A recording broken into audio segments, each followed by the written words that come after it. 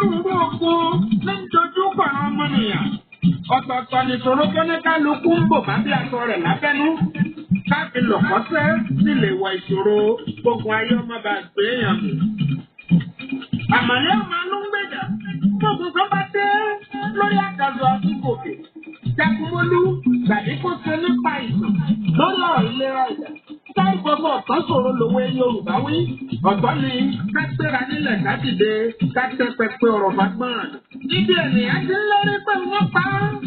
Ìtẹ̀lẹ́ nìkan ti ṣe tá àti gbà ọ́.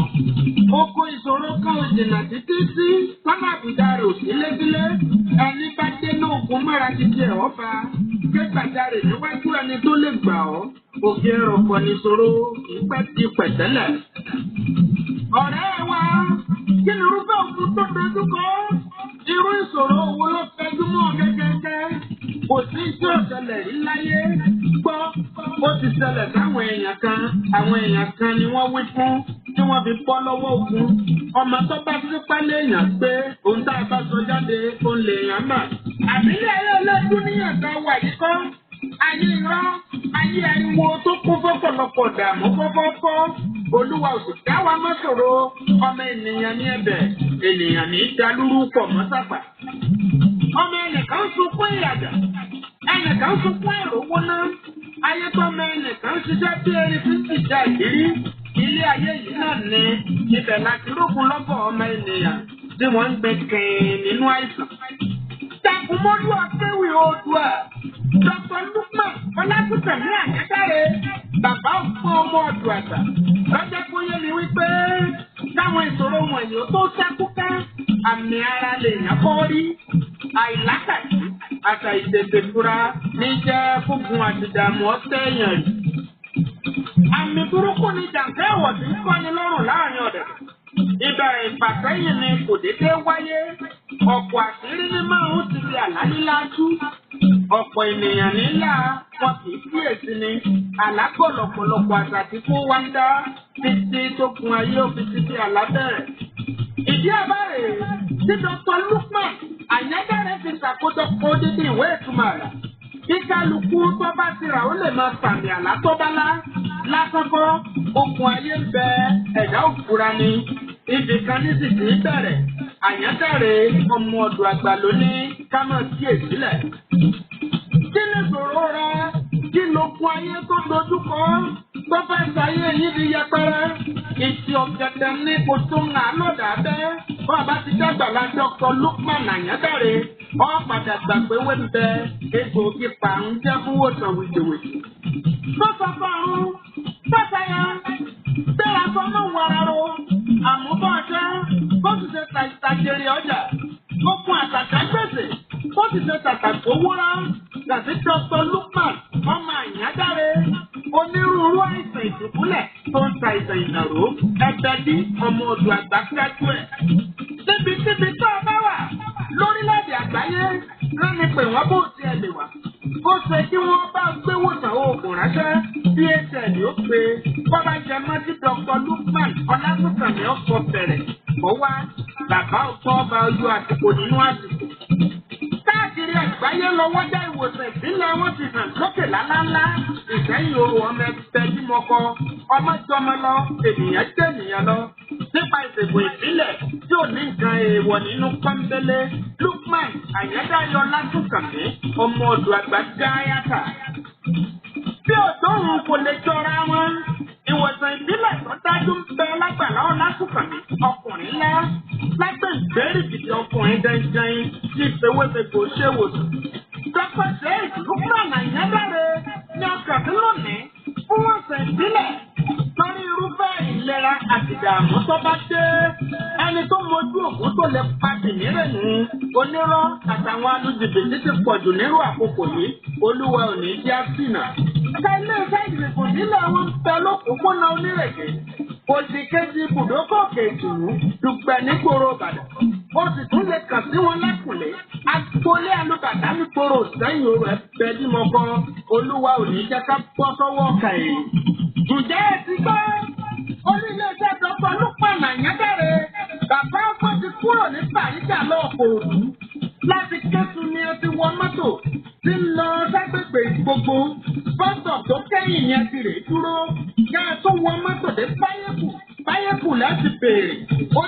kẹtàléláàádọ́ta nọ́mbà 53 Emily Street Onímọ̀tìmọ̀yà.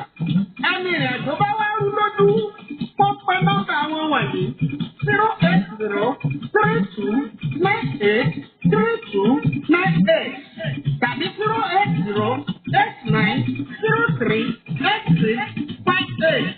Jagunmọ́lú akéwì Oòduà Dr. Lukman Anyadare bàbá ọgbọ́n ọmọ ọ̀dọ̀ àgbà ni ó pe méjì kan wò sí láàrin òkúta ilẹ̀ lásán àjẹbí abínibíni tiwọn bá a bá ń sọ nípa ìwòsàn ìbílẹ̀.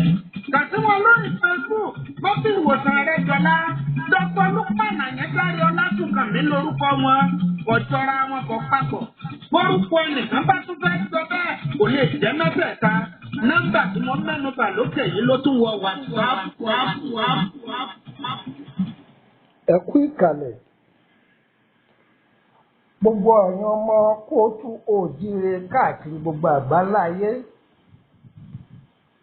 Ẹ kú ìjókòó. Báwo lójú ọjọ́ lọ́dọ̀ yín? Á dára fún wa. Ọ̀rọ̀ lérè ni mo mú wá o. Ẹ wo ewé yìí dáadáa. Ewé yìí ẹ wò ó dáadáa. À ń pè ó ní ewé àsùnwọ̀n. Àsùnwọ̀n yìí oríṣi méjì ni. Ìkan bẹ à ń pè ní àsùnwọ̀n òyìnbó. Ìkan sì bẹ à ń pè ní àsùnwọ̀n ẹ̀gbá. Eléyìí tá à ń wò yìí ni àsùnwọ̀n òyìnbó. Òun wọ́pọ̀ dáadáa, ẹ wá gbọ́. Ó wúlò fún yín.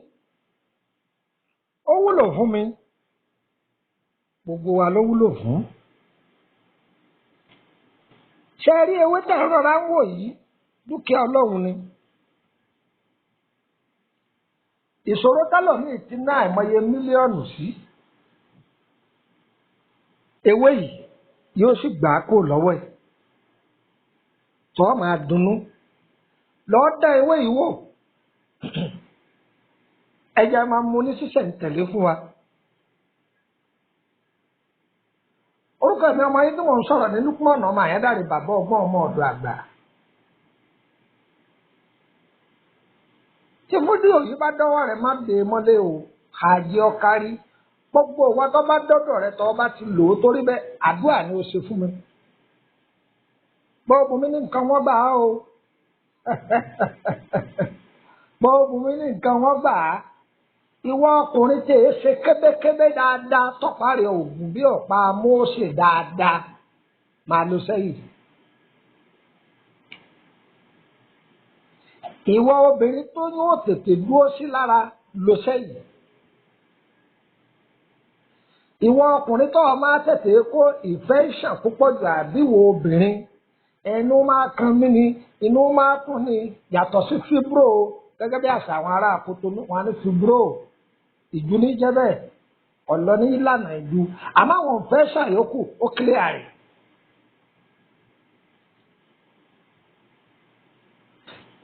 Èyíkéyìí jẹ̀díjẹ̀dí tí ìbá máa mú ọ lọ́ọ́ dán òdòdó yìí wò. Àtọ̀sí èyí yòówù tí ìbá mọ lọ́ọ́ dán ewé yìí wò. Báwo là á ti ṣe? Òdòdó yìí o, òdòdó erí rẹ̀ yìí. Ọlọ́run ọba máa wò wá ṣe láàánú o. Ẹ̀sìn lẹ́lòmíì gbé parí ní wàá náwó múgùn káàkiri.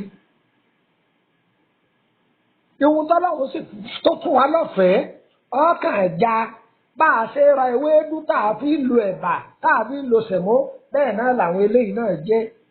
Ẹnìkan ò pé ọ̀pọ̀ fọ̀ ń bẹ̀ ọ̀sọ́fọ̀ lára ẹ̀. Ọlọ́run ọba tí ó ti fi àṣẹ wíbẹ̀ jẹ́bẹ̀ sáré ewé kọ̀ọ̀kan tí ṣe wọn papọ̀. Lọ́ọ́ dán òdòdó yìí wò. Ẹ gbádùn mi. Lọ́ọ̀dọ̀ àwọn eléwé ọmọ ẹ̀yin ará Kútọ́nù bí oríṣiríṣi èdè ní bẹ́ẹ̀ Kútọ́nù o. Wọ́n lè má mọ̀ tọ́ ọba sọ tọ́ ọba lọ́ọ̀dọ̀ Ègún o. Lọ Abẹ́òkúta lọ́ọ̀tòkú.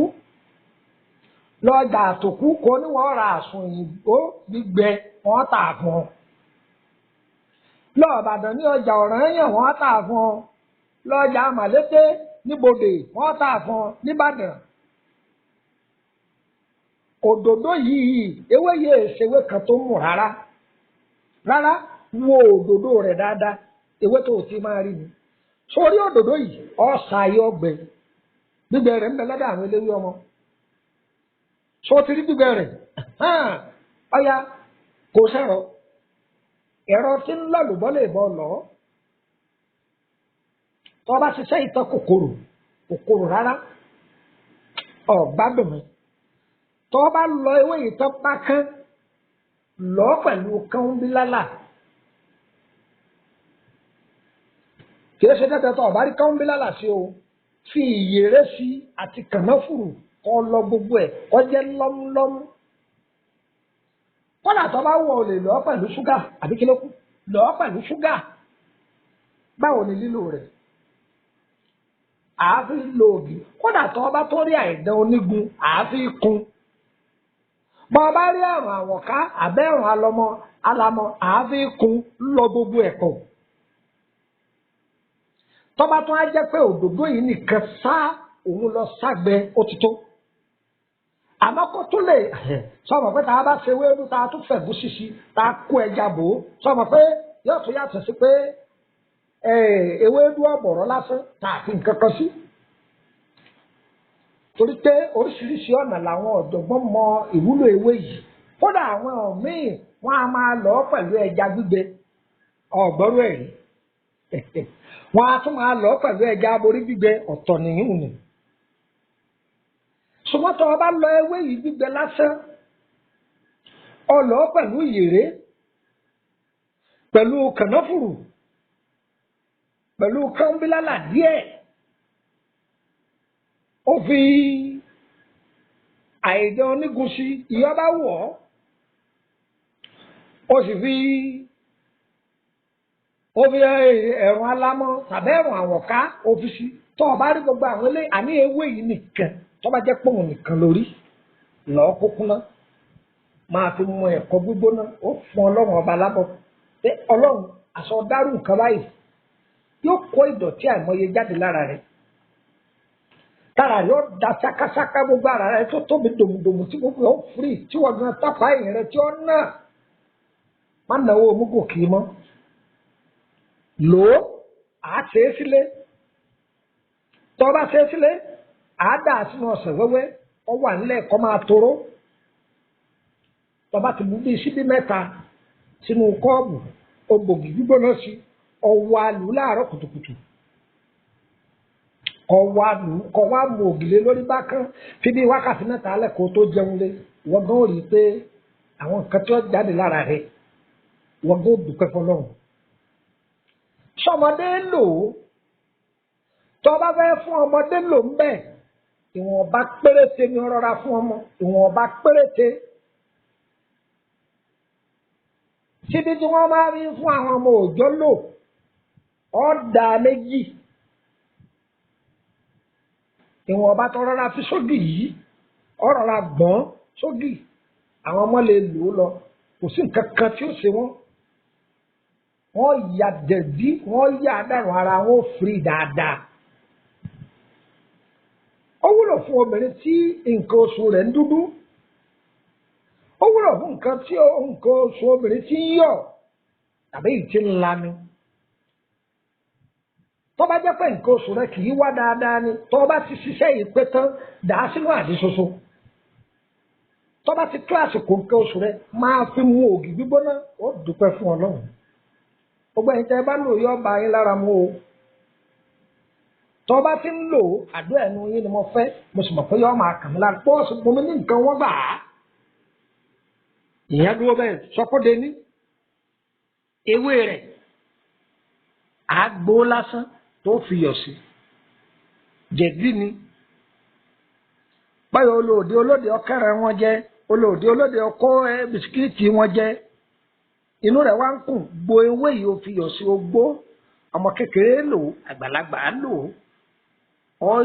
ọ yàgbẹ́ wọ́ọ́rọ́wọ́ ọ̀pá ẹ̀yìn rí ọ̀nà ṣùgbọ́n àṣepé rẹ̀ jù òdòdó yìí òun ló dáa jù gbogbo yìí tẹ́ bá lò yọ jẹ fún yín o orúkọ mi ní Lukman ọmọ Àyádáre bàbá ọgbọ́n ọmọ ọ̀dọ̀ àgbà àìbá mọ̀ ẹ bá fẹ́ ìtọ́jú ara kódà iṣẹ́ tẹ̀ ń wò yìí o tí a bá ti ń ṣàfẹ́kù àti rọ́mọbí látọjọ́ tó ti pẹ́ o tó bá lò ó Ọlọ́run á gbàdúrà rẹ̀ àwọn bàbá tó ní wá àwọn ni wọ́n kọ́ alẹ́ kọ́ a sì gbọ́dọ̀ dé mọ́lé ayọ̀ǹda ẹ̀ ní àwọn ọ̀jọ̀gbọ́n wọ́n mọ̀ ń pa òdòdó yìí púpọ̀ ṣùgbọ́n àgúlẹ̀ fún yín ẹlòmíì ọmọ ọ̀dà ẹlòmíì ń padà gé e dànù ni ó wúlò ẹsẹ̀ sílé yéé sáré káàkiri mọ́ òun wọ́n fi gba mílíọ̀nù dànù lọ́wọ́ ẹlòmíì kojú nǹkan kékeré báyìí lọ òun tó sì lò ní tọ́lọ́wọ́n fi bú yà bùkátà rẹ̀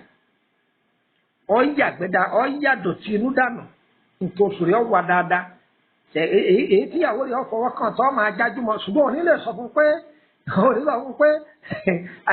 igi gẹdú rẹ̀ ni ọ̀gbẹ́nu sókè òní lè sọ fún òní lè sọ ìwọ bá máa sáfàgbọ́ tó korò eléyìí ò korò kọ́dà ò lè fi sígbà fún omi ràn án lọ́wọ́ ni ìwọ gan mọ̀ pé àlàáfíà tu ọ lára tí ó bá wa lára mu wọ́n tó wá fẹ́ ìtọ́jú àrùn lónìí rànran ẹ kàn sí wa ẹ sanwó aṣọ ìtọ́jẹ fún yín tàbí irun tá a kàkálà yìí ẹ bá ní ká bá yín ṣe á bá yín ṣe tẹ́ ẹ sì dúpẹ́ tó ti yẹ yín dáadáa báyìí nísìn àdúgbò tó fẹ́ mójútó lórí ọ̀rọ̀ àkọsẹ̀jáyé rẹ̀ àbí lórí iṣẹ́ rẹ̀ nǹkan kan lóríṣiríṣi ẹ kàn sí wa ló àyẹ̀wò gbà wọ́n á dára fún wa kò ní dàálẹ̀ mọ́ wa lọ́wọ́ agbára Èdùmàrè. ire o nọ́mbà wo lè fi bá wa sọ̀rọ̀ tàbí tẹ́lẹ̀ fi darapọ̀ mọ́ wa lórí WhatsApp group +234 80 3298 3298 +234 80 3298 3298 ẹ̀jẹ̀ tó wà lẹ́ẹ̀kan sí +234 81 33 155 111 ẹ̀jẹ̀ fún nọ́mbà àkútọ́nu +229 67 53 89 15 ẹ̀jẹ̀ tó +229 67 53 8915 ẹ̀dà kan sí +229 52 988 116 +229 52 988 116 yá yẹ gbogbo wa kò ní yẹ ẹlẹ fún wa o ire o. láti ń bọ nínú ìwé gbòkèrè nítọ́ Olúwa ló fi wọ́n kẹwàá oúnjẹ bíi idán títí wọnú egungun àtèso àtèpo ogi tí ń bẹ láàrin oko táwọn èèyàn kà sí ìrọ́kọ́ omi tí ń bẹ lára rẹ̀ ń jẹ́ fún wòsàn pàtàkì gbogbo ìgbà lẹ́nìrẹ́wọ́ onírúurú àwọn àìsàn tó forí mú kò sínú omi pẹ̀lú ẹ̀jẹ̀ ara wa tewétegbò ní dáwọn lẹ́kùn táìsàn kẹ́kẹ́ ò sì ní gbérí mọ́ irúfẹ́ ewé kan ìwòsàn rẹpẹtẹ egbògi ìbílẹ̀ wa rèé látayébáyé ló ti wà bẹ́ẹ̀ gbà yí kọ́ dán wò tewétegbò ìbílẹ̀ wa là ń wí tewétegbò ní ọ̀tàrí alákọ̀rí jáde nínú ara lára rẹ̀ abá kún fókun àtọ̀pọ̀ àlàáfíà ọ̀rẹ́ wa má jẹ́ ń gbọ́ pọ̀ mọ̀ wúlò rẹ̀ oògùn ìbílẹ̀ wa ni mò ń wí wọ́n kápá gbogbo òdòdó inú ara tewétegbò dé ìwòsàn tó dájú olùṣègùn àjàṣẹ́gun fún gbogbo àìsàn ara fẹ̀